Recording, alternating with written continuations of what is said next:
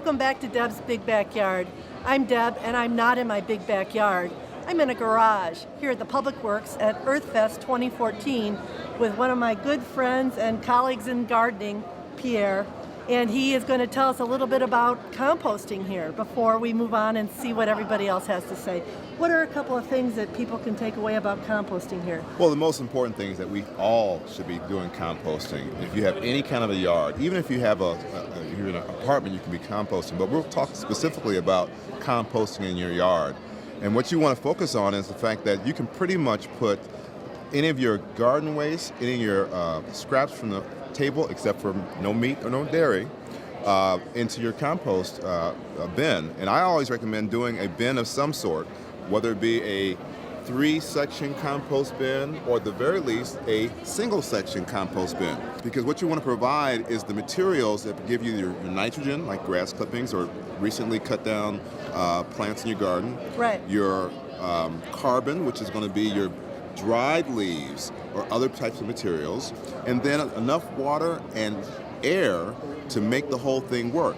And so when you're building your compost bin, or when you're actually putting your items in, make sure you're making a lasagna.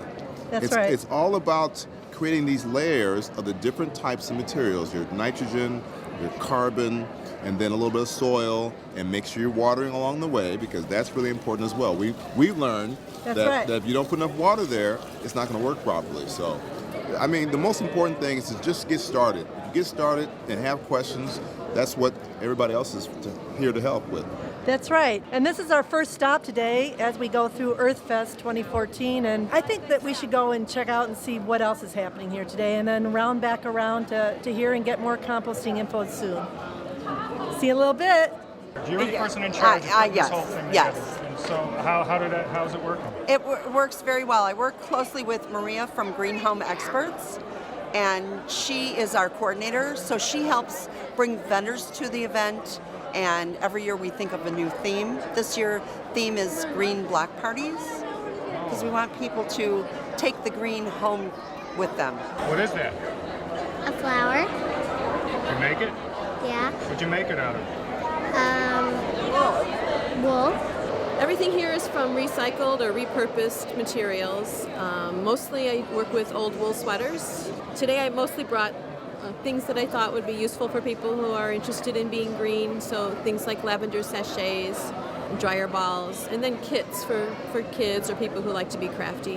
What's a dryer ball? Dryer balls, in my experience, they help your clothes dry faster, so they save energy. They create more space around the wet clothing so that more air gets in, and so you can shorten your drying time. This one is very interesting. This clock right here is water powered. So no batteries. No what? No batteries needed. As soon as you add water to them. Really? Mm-hmm. It's amazing. Yeah, it works great. I mean, I was amazed myself when I used it for the first time. Doesn't matter if it's hot water, cold water, just water? Probably cold water prefer, I would say. Yeah, the Water Eco Kit is a pretty deluxe water conservation kit that includes high performance shower heads and faucet aerators, as well as a toilet tank bag that displaces some of the water in your toilet so it becomes more efficient, as well as some leak detection tabs. So one of the big things that you often leak a lot of water in your home is actually through your toilet, where you can put these little pills in there and it will actually tell you if there's a leak happening or not, so to let you know if you need to replace your flapper. 2 touching fingers. Can you show me your touching fingers? All right. Very good. You can touch her head. You can touch her wings. You can touch her tail. Why should people consider chickens?